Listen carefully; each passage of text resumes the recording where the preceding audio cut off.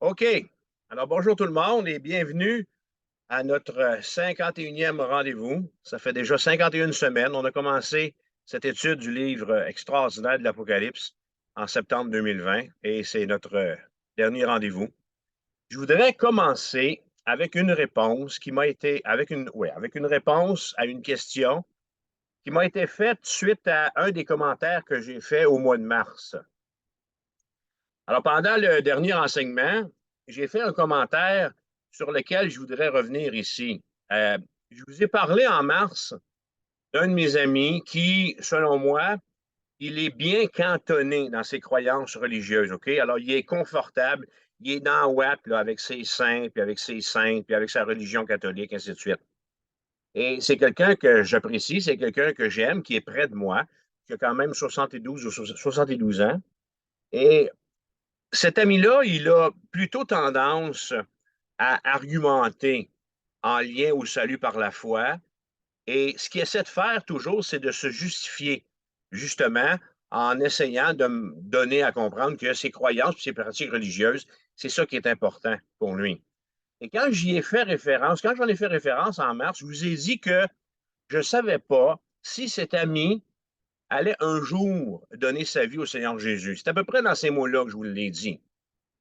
J'ai pas voulu J'ai pas voulu ici mettre en doute l'action du Saint-Esprit. J'ai pas voulu non plus, quand j'ai dit ça, diminuer la puissance de la prière.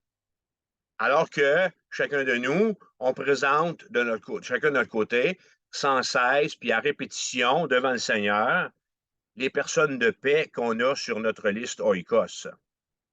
Mais ce que je peux dire par rapport à mon ami, puis par rapport en réalité à toutes les personnes à qui je parle du Seigneur, puis c'est une garantie qu'on a aussi à toutes les personnes à qui on parle du Seigneur, on ne sait pas s'ils vont venir au Seigneur. OK? On ne sait pas quand ça va se faire, ni comment ça va se faire. Mais on a cette assurance, nous dit la parole de Dieu, que si on demande quelque chose, hein, selon la bonté de Dieu, que nous possédons déjà la chose que nous lui avons demandé, dit la Bible. Alors, j'ai aussi très bien saisi dans ma lecture de la parole de Dieu que je suis, comme chrétien, invité à prier pour mon entourage, à prier pour mon oikos, afin que mon entourage vienne au Seigneur Jésus.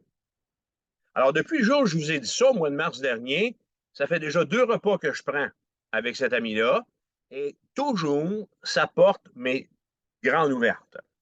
Et toutes les fois qu'on est ensemble, lui et moi, il me demande des nouvelles de mon travail à Rivière-du-Loup, de mon travail ici à New Richmond, hein, en tant que pasteur.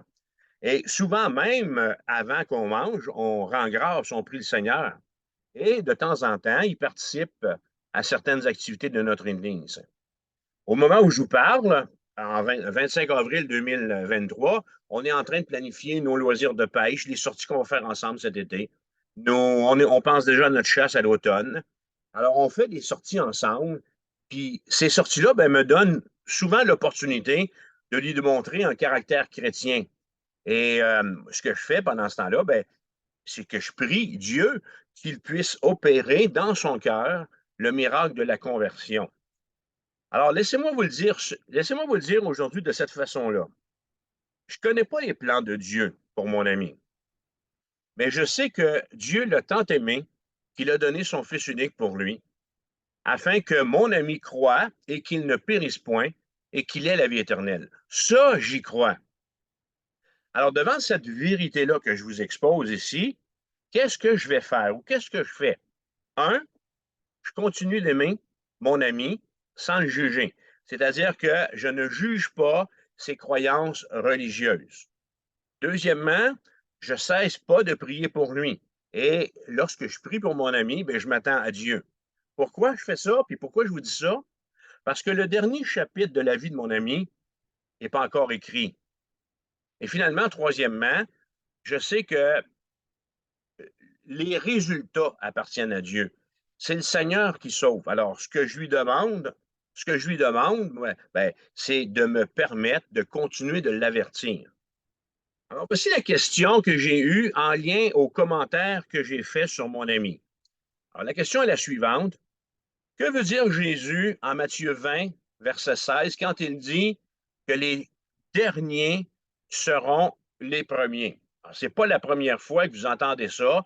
Vous l'avez entendu au restaurant, vous l'avez entendu quand vous allez au cinéma, vous l'avez entendu quand vous êtes en file d'attente, et ainsi de suite, cité à tort et à travers. Je connais le texte. Je connais son contexte.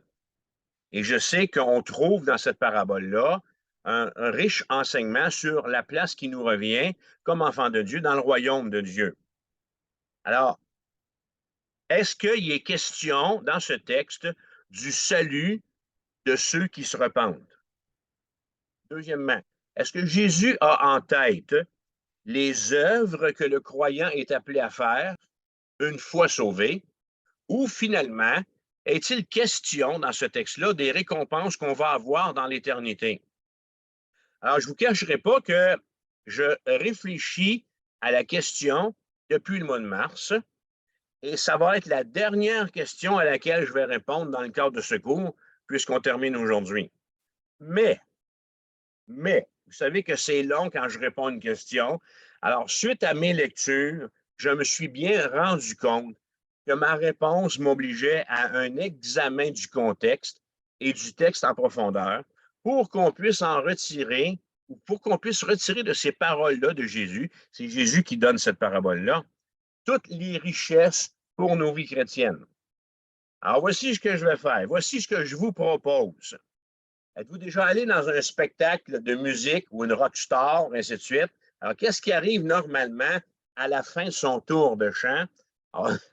Alors, on est là, puis on applaudit, puis on espère un rappel.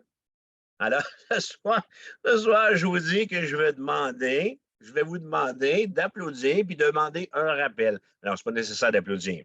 Alors, ce rappel-là va avoir lieu en direct de New Richmond sur Zoom. Notez la date, le 14 mai à 10h30. Et le thème de mon enseignement ou le titre de mon enseignement va être « Les derniers seront les premiers ». Je vais prendre 50 minutes pour répondre à la question. Alors, je vais enseigner sur Matthieu, chapitre 19, verset 30, à aller jusqu'à Matthieu, chapitre 20, verset 16. Et je vais aussi, dans cet exposé du texte, vous parler de ma belle-mère, Claire Bron. Si vous êtes occupé dans votre ligne, c'est le 14 mai, puis vous ne pouvez pas être avec nous, alors ce message-là va être annexé à la série YouTube sur Apocalypse et vous pourrez l'écouter à partir du 14 mai. 14 mai, je dirais en fin d'après-midi. Ça vous va? Alors, pour le moment, tournons notre Bible dans Apocalypse chapitre 22. C'est là qu'on est rendu. Et le temps est venu pour nous aujourd'hui de terminer notre étude expositoire du livre de l'Apocalypse. Qu'est-ce que ça veut dire, une étude expositoire? Ça veut dire qu'on regarde verset par verset. Alors, depuis septembre 2020, on a commencé Apocalypse chapitre 1, et ce soir, on termine Apocalypse 22, verset 21, et on va avoir regardé chacun des versets de ce livre afin d'en retirer pour nos vies les encouragements et les applications. Alors, c'est une deuxième partie de 2. Et le titre de ma leçon ce soir, c'est « Les dernières exhortations de la parole de Dieu » ou « Les derniers encouragements qu'on retrouve dans la parole de Dieu ». Et on est dans le livre de l'Apocalypse, c'est le dernier livre de votre Bible, au chapitre 22, verset 6. Je veux quand même nous rappeler, alors qu'on va lire le texte, qu'on a dans cette portion du livre 6 interlocuteurs. Il y a 6 personnes qui parlent dans le texte. Verset 6. Et il, on a ici le premier interlocuteur. Qui est-il? C'est l'ange. Premier interlocuteur. Et il, l'ange, me dit. Le me, c'est qui? C'est Jean. C'est celui qui écrit. Alors, 2 interlocuteurs déjà. L'ange et Jean. Il me dit, ces paroles sont certaines et véritables. Et le Seigneur, le Dieu des esprits des prophètes, a envoyé son ange pour montrer à ses serviteurs les choses qui doivent arriver bientôt. Il y a aussi, dans ce texte, 6 affirmations sur lesquelles je suis revenu lors de notre premier rendez-vous et sur lesquelles je reviens ce soir dans cette dernière partie d'étude. Voici la première affirmation. Et voici, je viens bientôt. Je, troisième interlocuteur, Jésus, et l'affirmation, je viens bientôt. Il y a une deuxième affirmation dans la suite du texte qui est une béatitude. Heureux celui qui garde les paroles de la prophétie de ce livre. C'est moi, Jean, qui ai entendu et vu ces choses, et quand j'eus entendu et vu, je tombai aux pieds de l'ange qui me les montrait pour l'adorer. Mais il me dit, garde-toi de le faire.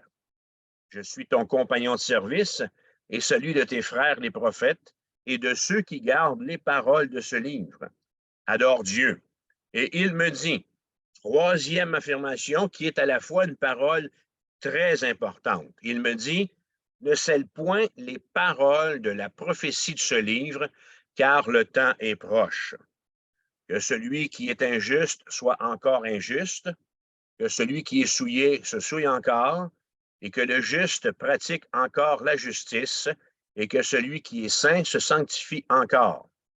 Au verset 12, on a la répétition de la première affirmation, une affirmation qui est faite par Jésus à nouveau. Voici, je viens bientôt, et ma rétribution est avec moi pour rendre à chacun selon ce qu'est son œuvre. Verset 13, on a la quatrième affirmation, 4 de 6. Quatrième affirmation, dit Jésus, je suis l'alpha et l'oméga, le premier et le dernier, le commencement et la fin. Cinquième affirmation, verset 14, qui est une autre béatitude. Heureux ceux qui lavent leurs robes afin d'avoir droit à l'arbre de vie et d'entrer par les portes dans la ville. Verset 15, sixième affirmation, une parole dure, une parole très dure. Dehors les chiens, les enchanteurs, les impudiques, les meurtriers, les idolâtres et quiconque aime et pratique le mensonge. Moi, Jésus, j'ai envoyé mon ange pour vous attester ces choses dans les églises. Je suis le rejeton et la postérité de David, l'étoile brillante du matin, et l'Esprit, quatrième interlocuteur, et l'Esprit et l'épouse, cinquième interlocuteur, disent, alors ce sont les deux, le Saint-Esprit et l'épouse, on va revenir là-dessus tantôt, disent, viens. Et que celui qui entend dise, alors on a ici le sixième et dernier interlocuteur, viens. Et que celui qui a soif vienne. Que celui qui veut prenne de l'eau de la vie gratuitement. Je le déclare à quiconque entend les paroles de la prophétie de ce livre. Si quelqu'un y ajoute quelque chose, Dieu le frappera des fléaux décrits dans ce livre. Et si quelqu'un retranche quelque chose des paroles du livre de cette prophétie, Dieu retranchera sa part de l'arbre de la vie et de la ville sainte, décrit dans ce livre. Celui qui atteste ces choses dit oui. Troisième répétition de la première affirmation, je viens bientôt. Et là, Jean va terminer le livre de l'Apocalypse, il va terminer sa lettre et il va terminer la Bible en disant, viens Seigneur Jésus. Que la grâce du Seigneur Jésus soit avec vous, avec tous. Amen. Alors, un texte, peut-être, si la première fois que vous le lisez, que vous l'entendez, vous dites, c'était épeurant cette affaire-là? Non, c'est pas épeurant, faites-vous-en pas. Il n'y a pas grand-chose d'épeurant pour le croyant. Il n'y a pas grand-chose d'épeurant dans le livre de l'Apocalypse pour celui qui est né nouveau, celui qui a fait confiance à Jésus et qui s'est repenti de ses fautes. Alors, laissez-moi dire ceci en résumé. Nous avons vu 3 points lors de notre premier rendez-vous, qui va être, si vous cherchez l'enregistrement, c'est le numéro 50 sur la série Apocalypse, sur la chaîne YouTube. Alors, on a vu qu'il y a une dernière ici attestation qui est faite de l'autorité de la Bible au verset 6, quand il est écrit, et il me dit, ces paroles sont certaines et véritables, et le Seigneur, le Dieu des esprits, des prophètes, a envoyé son ange pour montrer à ses serviteurs les choses qui doivent arriver bientôt. On a vu quoi? On a vu que l'apôtre Jean, ici, parle de la part de Dieu. On a vu que c'est le Seigneur qui lui a révélé ce qui doit arriver bientôt. Alors, Jean n'écrit rien de par lui-même. Ses paroles ou les paroles lui sont dictées par le Seigneur Jésus via l'entremise de l'ange. Ensuite, on a vu que l'Esprit invite le lecteur à garder en mémoire ces choses parce qu'elles sont d'une extrême importance. L'ange atteste de la part du ciel la validité de tout ce que Jean a entendu et de ce que Jean a vu. Tout ce que Jean a vu va se réaliser. Et on a vu aussi que les anciennes prophéties de l'Ancien Testament se sont accomplies, ce qui veut dire que les prophéties que nous avons dans le livre de l'Apocalypse vont également s'accomplir. Et nous avons conclu ce premier point, que le dossier prophétique de Dieu est un dossier qui est parfait. Ensuite, dans un deuxième point, on a réfléchi sur la dernière promesse qui nous est faite. Verset 7, je viens bientôt. On a ici une promesse qui, de la part du croyant, de la part de vous et moi, enfants de Dieu, devrait produire une croyance immédiate. Pourquoi? D'abord, parce que Christ vient bientôt pour prendre auprès de lui son Église. C'est notre espérance. Nous attendons que le Seigneur Jésus vienne du ciel pour nous prendre auprès de lui. On a vu que cette dernière promesse devait aussi produire une obéissance à notre cœur, parce que Christ vient bientôt pour récompenser les siens et pour prononcer le châtiment des coupables. Et finalement, on a vu que cette dernière promesse appelle l'obéissance parce que Christ vient bientôt pour s'unir à son épouse, l'Église, pour son règne ici-bas. Et dans un troisième temps, nous avons vu la dernière révélation de Jésus-Christ. Verset 9, adore Dieu. Et il me dit, ne scelle point les paroles de la prophétie de ce livre, car le temps est proche. Alors, dans un troisième temps, c'est là qu'on a arrêté, Jean nous a exhorté, ou Jean nous exhorte à une adoration immédiate de Dieu, qui est le thème du livre. Puis, si je peux le dire ainsi, l'apôtre Jean nous encourage à une évangélisation explosive, parce que le message selon lequel Jésus va revenir est un message qui est crucial pour ne pas être répandu. C'est trop important pour qu'on garde ça secret pour chacun de nous. Ce livre également annonce un événement que tout homme peut comprendre. Jésus revient. Si je vous dis, je m'en vais au bureau de poste puis je reviens après, vous n'avez pas besoin d'un dessin.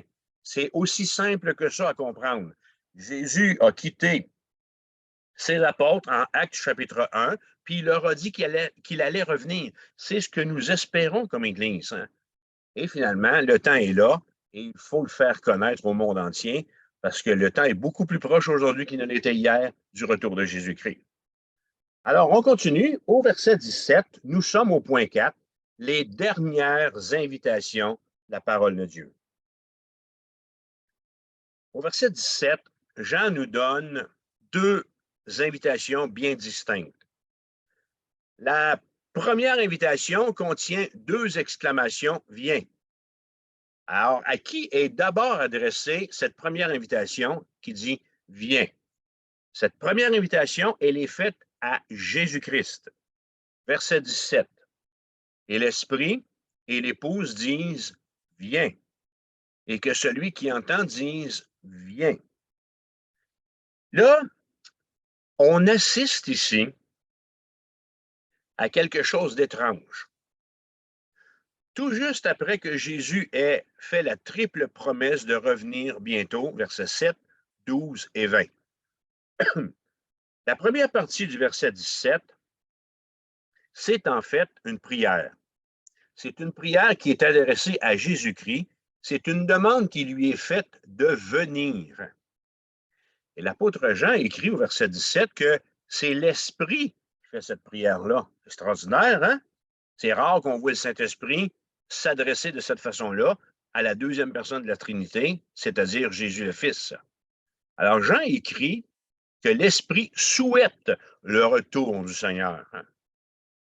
Si pendant son ministère terrestre, Christ a souhaité la venue de l'Esprit, même que Jésus a prié même pour que l'Esprit vienne. Il a dit, Jean 14, « Je prierai le Père et il vous enverra un autre consolateur. » Alors maintenant, les désirs du Saint-Esprit se portent constamment vers le retour du Fils.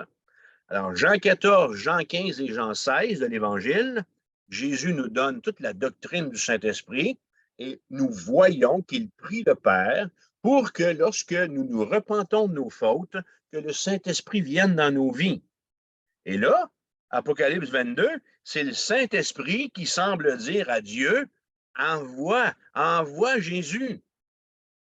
Alors Jean, dans ce verset-là, ne nous précise pas pourquoi l'Esprit désire plus particulièrement que Jésus revienne. Mais le reste de la parole de Dieu nous suggère une raison négative et une raison positive à cette prière-là. Sur le plan négatif, voici d'où vient la motivation de l'Esprit pour que Jésus revienne. Au long de l'histoire, les hommes, les femmes ont continuellement rejeté, dédaigné et nié Christ. Ne pas me dire que c'est différent dans votre village ou dans votre ville, là. C'est comme ça dans Baie-des-Chaleurs, puis c'était comme ça à Laval avant que je quitte. Okay? Les gens s'en foutent du message de l'Évangile, ils s'en foutent de Jésus-Christ. Alors, depuis que l'homme est homme, les hommes et les femmes ont continuellement rejeté et dédaigné Jésus-Christ. Alors, c'est suffisant pour ne pas plaire à la troisième personne de la Trinité, ici, le Saint-Esprit. Et on a vu aussi que les hommes se sont moqués de l'œuvre de l'Esprit et ils ont blasphémé contre lui, alors que son ministère consistait à les amener à se tourner vers Jésus-Christ. La Bible dit que le rejet blasphématoire de Jésus-Christ par le monde, sans Dieu, va atteindre son point culminant au cours de la tribulation. On n'est même pas encore rendu là. Alors, vous avez peut-être l'impression que quand vous parlez du Seigneur aux gens dans votre oikos, dans votre entourage, que ça passe pas, hein? C'est pas comme une lettre à la poste, hein? C'est difficile, OK? Hey, on n'a rien vu. Ça va être encore beaucoup plus difficile, ça va être beaucoup plus compliqué dans le temps de la tribulation parce que le Saint-Esprit ne sera même plus là pour faire cette œuvre. Alors, durant cette période de 7 ans que couvre Jean dans les chapitres 6 à 18 de son livre L'Apocalypse, nous verrons, en fin de compte, on ne le verra pas parce que l'Église, vous et moi, l'Église de Jésus-Christ, nous ne serons plus là depuis chapitre 4, verset 1.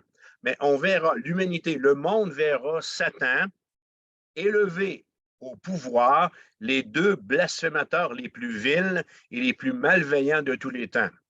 La bête, qui sera l'Antéchrist, et le faux prophète. Au fil de longs siècles ténébreux marqués par le péché et la rébellion de l'humanité, l'Esprit a travaillé fort pour convaincre de péché, pour convaincre de justice et pour convaincre de jugement.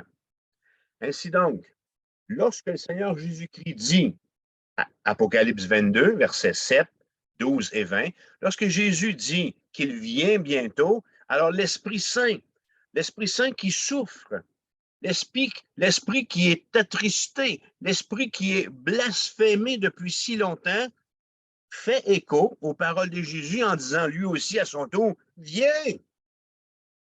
L'esprit supplie Christ de revenir. Il prie Jésus-Christ de revenir et d'assujettir ses ennemis, de juger les pécheurs, puis de mettre fin au long combat qu'il livre afin de convaincre les pécheurs de se repentir. Alors ça, c'est le côté négatif pour lequel le Saint-Esprit veut tant que Jésus revienne. Quel est le côté positif? Sur le plan positif, voici d'où vient la motivation de l'Esprit pour que Jésus revienne.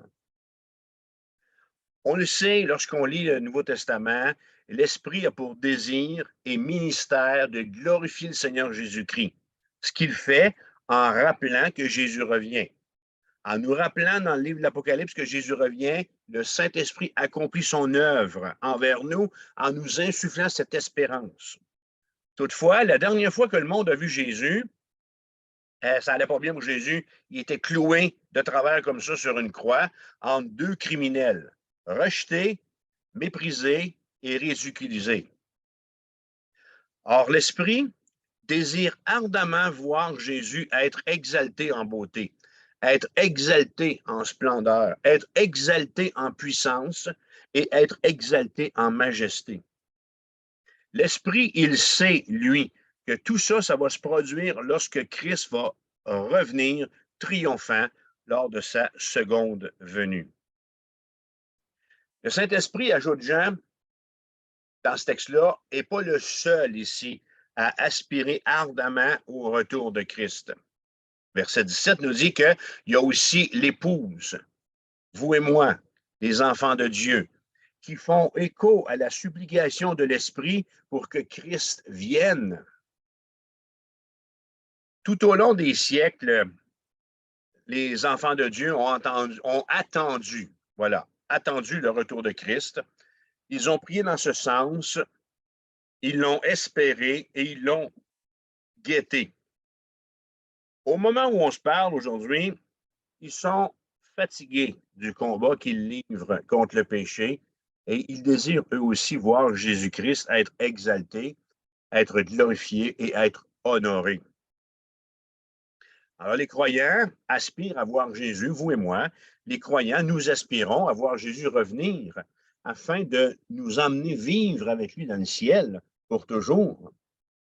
Les croyants, ces mêmes croyants, attendent impatiemment qu'arrive le jour où leur corps mortel et corruptible sera transformé en un corps ressuscité, immortel et incorruptible.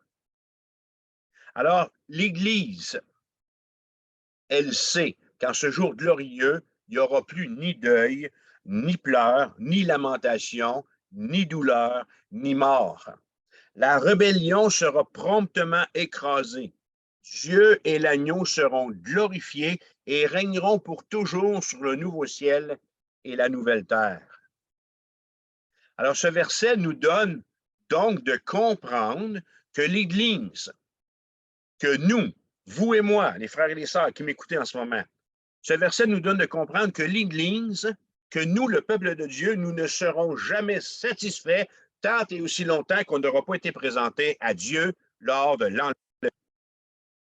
Alors, l'Esprit motive ainsi, verset 17, l'Église en lui révélant la volonté de Dieu par le ministère du prophète Jean.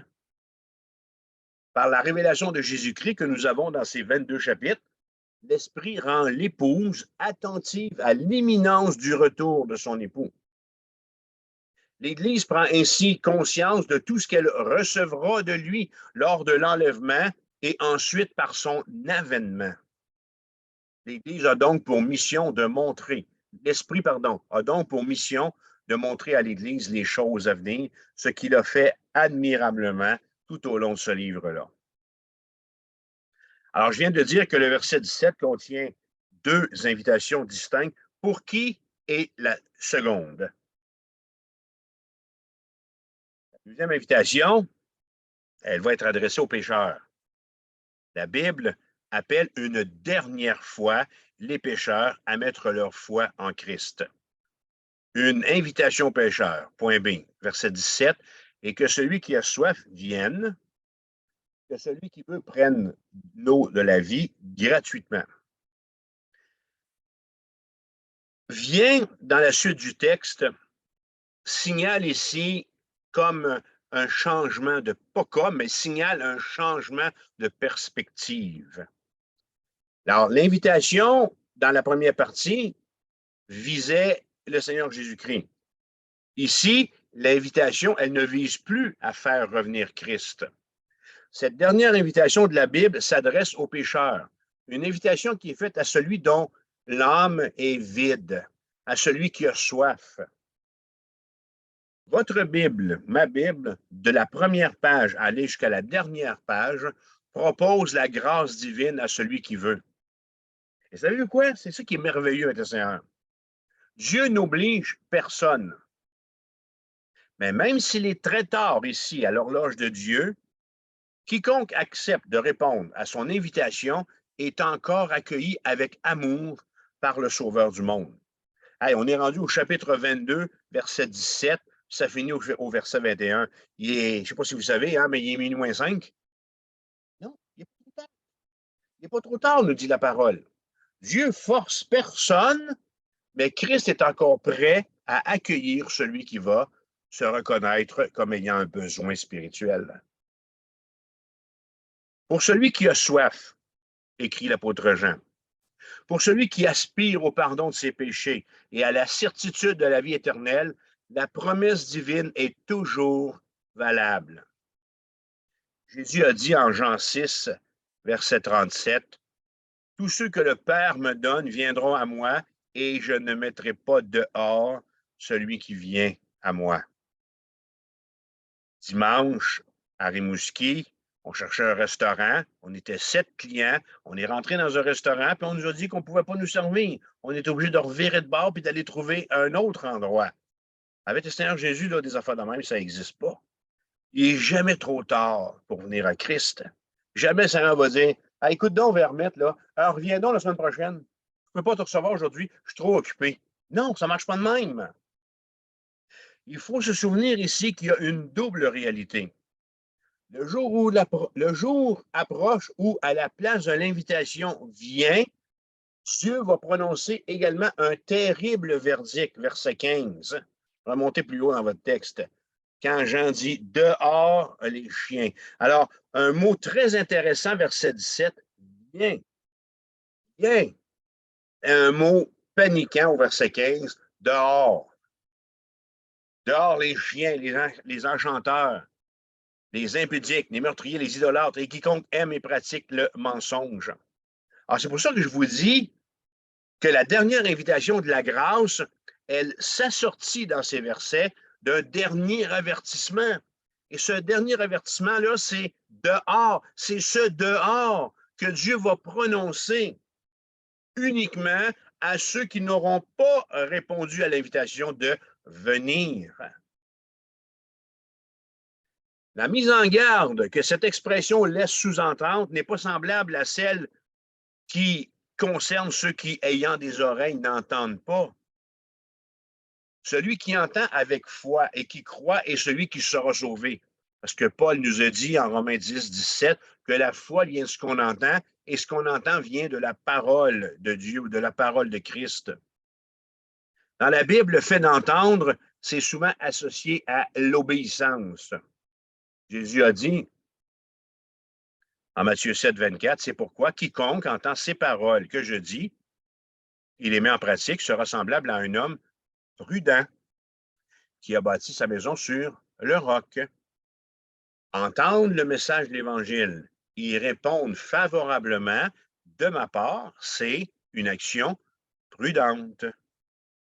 Ceux qui entendent l'Évangile et qui obéissent vont se joindre à l'Esprit, vont se joindre à l'épouse pour demander à Jésus-Christ de revenir, car ils désirent sa gloire et leur propre délivrance de la présence du péché. Alors ici, au verset 17, celui qui entend est défini plus précisément encore comme étant celui qui a soif. Jésus a promis ceci un peu plus haut dans notre texte, chapitre 21, verset 6. « À celui qui a soif, je donnerai de la source de l'eau de la vie gratuitement. » Pour ajouter une autre dimension à cette dernière invitation, Jean écrit maintenant que celui qui veut prenne l'eau de la vie gratuitement. Et cette invitation illimitée pour tout le monde, elle est typique des offres du salut par grâce qui se trouvent dans l'Écriture. Peut-être que vous avez déjà pensé ou que vous croyez que les seules invitations à la grâce de Dieu sont dans l'Évangile de Jean ou sont dans le Nouveau Testament. Détrompons-nous. Ça commence dans le livre de la Genèse. Le prophète Ésaïe va dire au chapitre 45, verset 22, « Tournez-vous vers moi et vous serez sauvés. » Et là, il va donner l'explication pourquoi il est capable de faire une telle promesse, car je suis Dieu. Il y a à peu près juste Dieu qui peut faire une promesse comme ça. Chapitre 55, toujours du livre d'Ésaïe, verset 1. « Vous tous qui avez soif, venez aux eaux. Même celui qui n'a pas d'argent, venez acheter, manger. Venez acheter du vin, du lait sans argent, sans rien payer. » Jésus va dire en Matthieu 11, 28, « Venez à moi, vous tous qui êtes fatigués et chargés, et je vous donnerai du repos. » Et finalement, pour l'avoir cité, Jean 3, 16, « Car Dieu a tant aimé le monde, dit Jésus, qu'il a donné son Fils unique, afin que quiconque croit en lui ne périsse point, mais qu'il ait la vie éternelle. » Dieu, en effet, rajoute Jésus, n'a pas envoyé son Fils dans le monde pour qu'il le juge, mais pour que le monde soit sauvé par lui. Non, mais c'est-tu beau, ces paroles-là? Dieu sauve les pécheurs. Dieu sauve tous les pécheurs, mais uniquement les pécheurs qui reconnaissent leur besoin d'être sauvés et les pécheurs qui se repentent. Mes amis, êtes-vous venus à Dieu pour être pardonnés de vos péchés et être réconciliés avec lui? Puis-je, avec cette dernière invitation de la Bible, vous inviter maintenant, là où vous êtes, moi aussi, à faire ici, devant cet écran, une prière de plus. Mais faites attention, OK? Je ne veux pas dire que le fait de faire une prière règle notre éternité pour toujours. C'est pas cette prière, c'est pas une prière qui peut sauver. C'est le fait de croire que Jésus peut vous pardonner vos péchés. Vous devez y croire. Vous devez avoir la foi que Christ est capable de laver vos fautes et non pas juste de répéter après moi une belle prière. Ah, elle est belle, vous allez l'aimer. Alors, fermons nos yeux. Fermons nos yeux et là où vous êtes, priez dans votre cœur que cette prière puisse avoir une réponse dans le cœur de ceux et celles qui écoutent cet enseignement-là aujourd'hui ou plus tard, OK, parce que YouTube n'a pas de frontières, et qui ont besoin de se tourner vers Jésus. Faites la prière suivante. Père éternel, je viens à toi. Dans le nom de Jésus, je reconnais avoir péché. Je regrette les fautes que j'ai commises et la vie que j'ai vécue. Je te demande pardon. Je désire maintenant tourner le dos au péché. Père, je crois que Jésus-Christ, ton Fils unique, a versé son sang sur la croix et est mort pour mes péchés. Je crois que tu l'as ressuscité des morts le troisième jour. Je te demande, Jésus, d'habiter dans mon cœur, d'être le Seigneur dans ma vie et de devenir mon sauveur personnel. Père, merci que suite à ma repentance, tu me donnes ton Saint-Esprit afin qu'il me remplisse, afin qu'il me protège, afin qu'il me conseille, afin qu'il m'enseigne et afin qu'il me dirige. Que celui-ci me protège de Satan et des forces des ténèbres.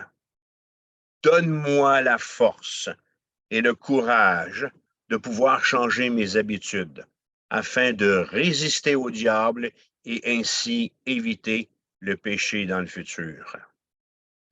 Aide-moi à grandir en sagesse, dans la connaissance et dans l'amour pour toi et ta parole. Je te soumets ma vie afin d'apporter à toi seul gloire et honneur. Je prie et je demande ces choses dans le nom de Jésus-Christ. Amen. Notre point suivant, alors merci si vous avez fait cette prière, puis comme je vous l'ai mentionné, mes notes sont disponibles. Okay? Tout ce que je vous dis ce soir ou devant cet écran est textuellement écrit devant moi. Alors, vous pouvez demander, mais je vais y revenir un petit peu plus loin. Alors, le cinquième point, on en a 7. Notre cinquième point dans cette série de 2, c'est le dernier avertissement qui nous est fait dans la parole de Dieu, verset 18. Attention, attachez vos ceintures. Je déclare à quiconque entend les paroles de la prophétie de ce livre, si quelqu'un y ajoute quelque chose, Dieu le frappera des fléaux décrits dans ce livre. Et si quelqu'un retranche quelque chose des paroles du livre de cette prophétie, Dieu retranchera sa part de l'arbre de la vie et de la ville sainte, décrit dans ce livre. Oh là là! En réalité, là, je pourrais faire simple et de vous dire, on ne touche pas à la parole de Dieu. On n'ajoute rien, on n'enlève rien. Puis je pense que ce serait acceptable. Mais le fait que la Bible se termine par cette affirmation sur sa véracité est très important. Alors, cette parole-là, c'est un sévère avertissement à tous ceux qui vont se permettre d'altérer, de changer la parole de Dieu. D'autant plus que celui qui atteste l'autorité des paroles de la prophétie de ce livre, c'est nul autre que le Seigneur Jésus-Christ lui-même, verset 20. C'est lui qui parle. Alors, la mise en garde solennelle de Jésus contre l'altération de l'Écriture s'applique d'abord à toute la prophétie du livre de l'Apocalypse, aux 22 chapitres. Les réprimandes sévères que le Seigneur a faites à Jézabel et à ses disciples au chapitre 2, versets 20 à 23, les réprimandes qu'il a faites à ceux qui s'étaient affectionnés aux profondeurs de Satan, toujours au chapitre 2, verset 23, et à ceux de la synagogue de Satan, chapitre 3, verset 9, réprimande qu'il a faite au travers des 7 lettres adressées aux 7 églises, aurait poussé ces gens à s'en prendre à la révélation de Jésus. Ce que vous devez savoir, ce que nous devons savoir, c'est que tout au long des siècles, il y en a eu d'autres qui s'en sont pris au livre de l'Apocalypse et qui ont gravement altéré la signification ou sa signification par une mauvaise interprétation. Toutefois, à la lumière des mises en garde répétées qui visent à dissuader quiconque d'altérer la parole de Dieu, la mise en garde de Jésus-Christ doit être élargie. Je vous donne un exemple. Qu'est-ce que c'est que d'altérer le message de l'Apocalypse? C'est dire que Jésus revient en 2012. Ça, c'est un exemple. Vous comprenez? Alors ça, c'est un ajout.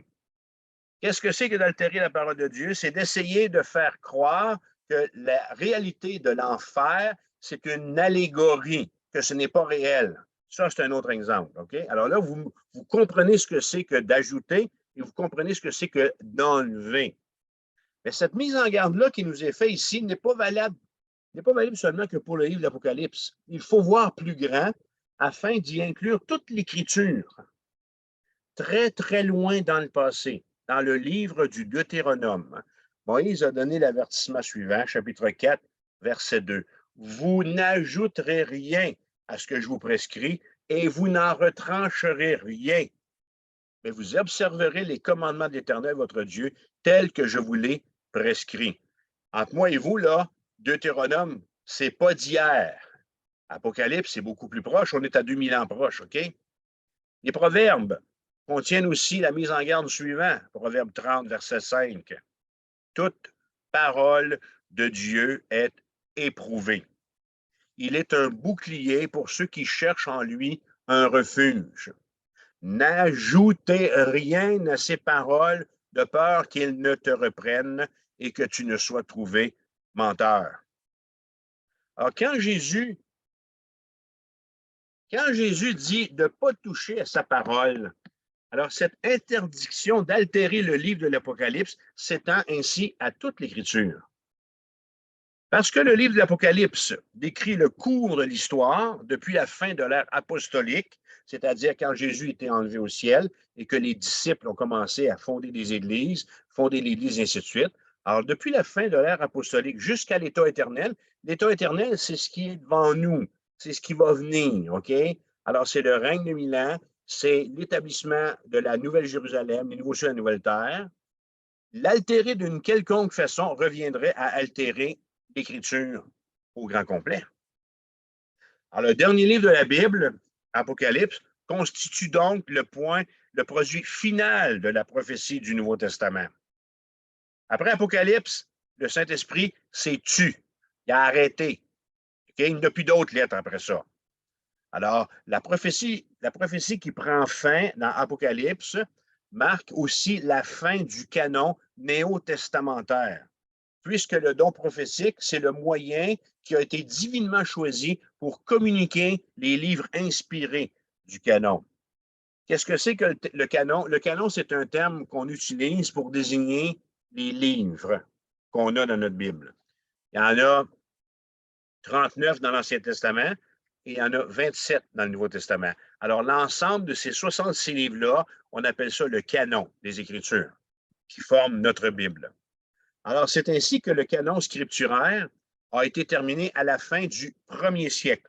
Nous sommes environ en 95 après Jésus-Christ, au moment où Jean écrit sa révélation Jésus-Christ. Ainsi donc, tout faux prophète, toute fraude et tout charlatan qui ajoute de soi-disant nouvelles révélations devrait faire face à la vengeance de Dieu, qu'il frappera des fléaux décrits dans le livre de l'Apocalypse. Le jugement de Dieu, d'un côté, sera tout aussi sévère quand il s'agira de quelqu'un qui retranche quelque chose des paroles de l'Écriture. Moi, je veux croire qu'aucun d'entre nous, qu'aucun vrai croyant n'altérerait délibérément l'Écriture. Ceux qui connaissent, ceux qui aiment Dieu, traitent sa parole avec le plus grand respect. Et ils disent ceci, avec l'auteur du psaume 119, verset 70, « Moi, je fais mes délices de ta loi. » Verset 97, « Combien j'aime ta loi. Elle est tout le jour l'objet de ma méditation. » Il faut savoir cependant que l'erreur existe, OK? Alors, ça ne signifie pas que les croyants, ça ne signifie pas que vous et moi, on ne se trompe pas, qu'on ne fait jamais d'erreur de jugement ou qu'on n'interprète jamais l'Écriture incorrectement ou de manière inadéquate par erreur. Dans ce verset-là, ici, dans ces deux versets-là, le Seigneur adresse sa mise en garde à ceux qui falsifient ou qui interprètent mal l'Écriture intentionnellement pour servir leur cause. Alors, c'est ainsi que le livre de l'Apocalypse et le reste de l'Écriture sont véridiques. Nous, les rachetés de Dieu, nous, les enfants de Dieu, les chrétiens, nous croyons à la Bible. Nous gardons la Bible. Nous aimons la Bible et nous obéissons à la Bible. Amen. Si jamais vous êtes dans une église quelconque et qu'elle vous dit ça, c'est pas vrai, quittez. Quittez le banc ou la chaise que vous avez immédiatement, puis trouvez-vous une église qui prêche tout le conseil de Dieu. On ne touche pas aux Écritures. Ça vous va? Ensuite, qu'est-ce qu'on a d'autre? Oh, quelque chose de beau qui vient ensuite. La dernière prière. La dernière prière de la Bible, verset 20. C'est notre 6e point. Amen, écrit Jean. Viens, Seigneur Jésus. Alors, le livre de l'Apocalypse et la Bible se terminent par une prière et par une bénédiction. C'est notre dernier point ensuite. Et par ces dernières paroles rapportées dans la parole de Dieu, le Seigneur Jésus-Christ, qu'est-ce qu'il fait? C'est qu'il affirme ceci. Celui qui atteste ces choses, il dit, oui, oui, je viens bientôt. Sa venue, frères et sœurs, nous devons le croire, elle est imminente, comme l'enseigne le livre de l'Apocalypse, ainsi que le reste du Nouveau Testament. En lui répondant « Amen, viens Seigneur Jésus », Jean, ici, est en train de parler en votre nom. Saviez-vous ça? Oui. Oui, parce que nous, on est encore dans cette attente.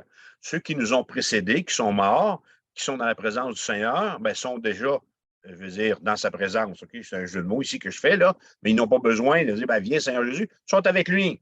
Alors, Jean, ici, parle au nom des vrais croyants. Il parle en votre nom, puis il parle en mon nom. Jean fait cette prière au nom de tous les chrétiens, puisque les chrétiens, écrit l'apôtre Paul, sont ceux qui auront aimé son avènement. Alors, ces mots « viens, Seigneur » correspondent à l'expression araméenne « Maranatha », qui veut dire « notre Seigneur vient ». Vous devez savoir que le Nouveau Testament a été écrit en 2 langues originalement, en grec majoritairement, et il y a certains passages en araméen. Alors, c'est ici, dans ce verset-là, ça c'est un mot qui traduit l'araméen « Maranatha ». Alors, c'est ici l'ultime prière des croyants fidèles, leur suprême désir, ce qu'ils attendent par-dessus toute autre chose. Moi et Francine, on a fait nos impôts, puis on attend que, on attend que notre comptable nous dise si on en paye ou si on en reçoit, comme vous et moi. On est content quand notre comptable nous dit qu'on en retire, OK? Mais c'est rien à côté de ce qui vient, à côté de ce qui nous attend comme croyants. Comme enfants de Dieu, nous n'avons d'espérance plus grande que le retour du Seigneur. Nous sommes tout entiers pénétrés de cette espérance qui illumine notre vie. Nous tentons de tout notre amour, on aspire, on pense à ça.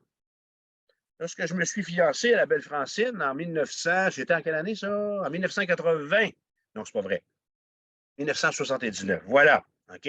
Je pensais juste à la date du mariage, 7 juin 1980. 7 juin 1980. OK? J'y pense encore, là, quand c'est l'anniversaire de mariage, là. Mais là, aujourd'hui, je pense, Jésus revient. Jésus revient. C'est quelque chose. Je demeure dans la baie des Chaleurs, à Maria, puis aujourd'hui, on demeure direct devant la mer. Alors, les vagues, je ne veux pas vous agacer, les vagues. Et tantôt, il est arrivé des milliers de fous de bassin. Probablement qu'il arrivait de Cuba, là, je sais pas pourquoi. Il y en avait partout devant la porte chez nous. OK, ça arrivait. C'était beau, c'était quelque chose. OK? Et moi et ma femme, on s'est dit, ils arrivent de leur grand voyage. OK? Alors, comme chrétiens, nous, on attend le retour de Jésus-Christ. Alors, si le mot Amen, dans cette dernière prière du verset 20, ouvre la prière au lieu de la conclure, c'est parce qu'il a le sens de, mais en vérité, hey, c'est vrai, c'est ça que ça veut dire. C'est comme si l'Église disait, en vérité, oui, c'est vrai, viens, viens, Seigneur Jésus. C'est toi qui es la réponse à notre foi. C'est toi qui es la solution à nos problèmes. C'est toi qui es l'exaucement de tant de prières montées vers toi depuis 2000 ans de la part de ton Église tout entière, ton Église qui ne cesse de supplier que ton règne vienne. Alors, je vous le répète une dernière fois, Jésus reviendra.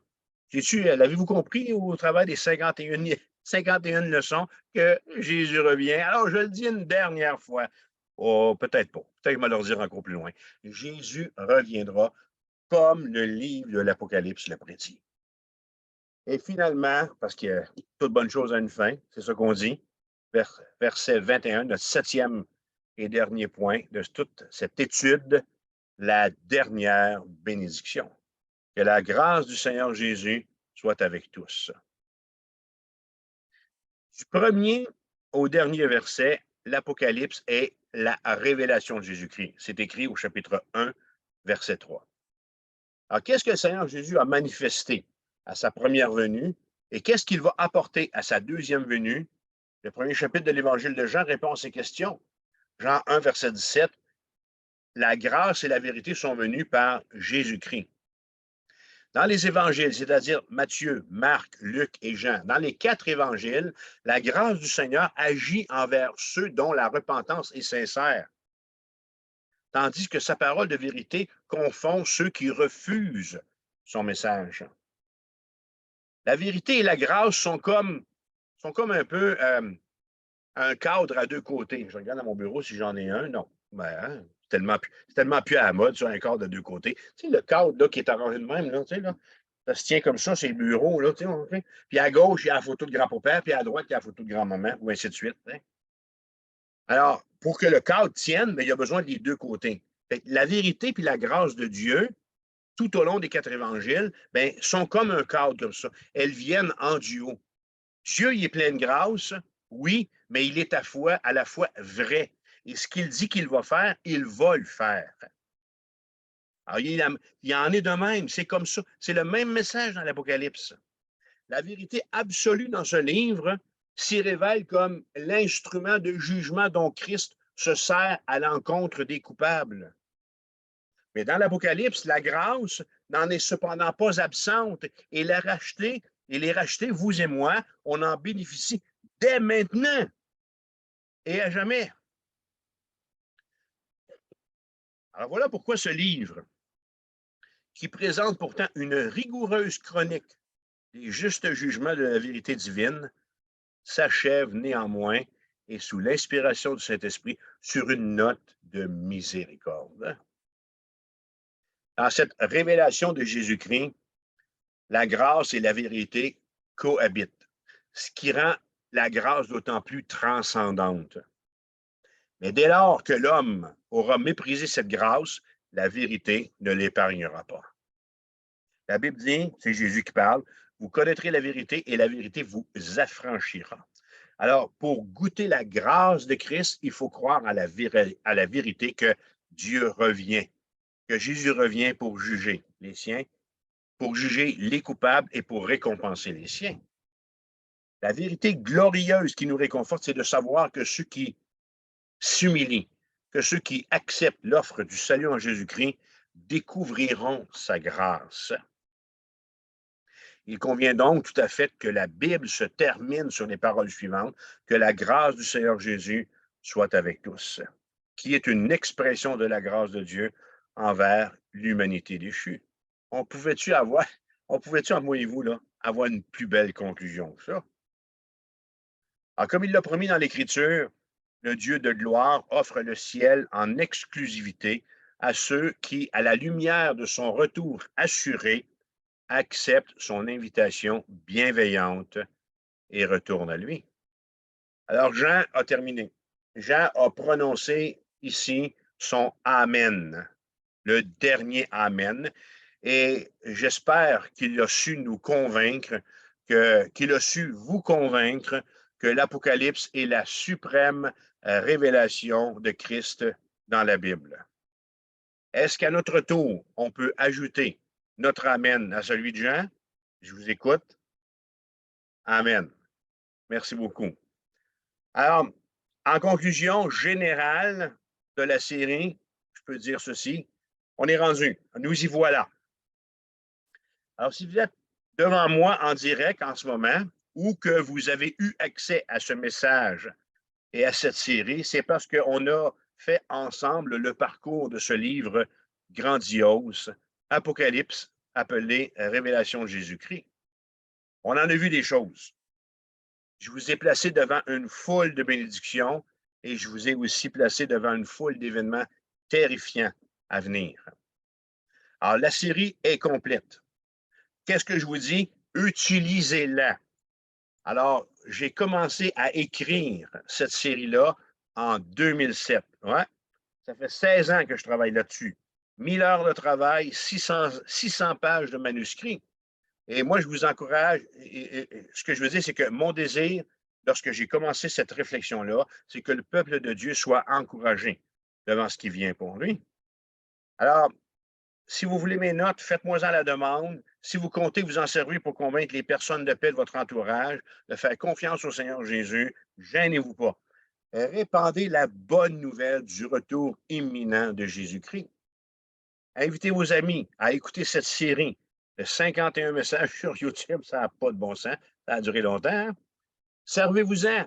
Animez des groupes de discussion. Faites une pause. Fermez-moi le clapet puis discutez sur ce que je viens de présenter. Vous avez ma permission. Vous pouvez vous servir de tout ce matériel-là.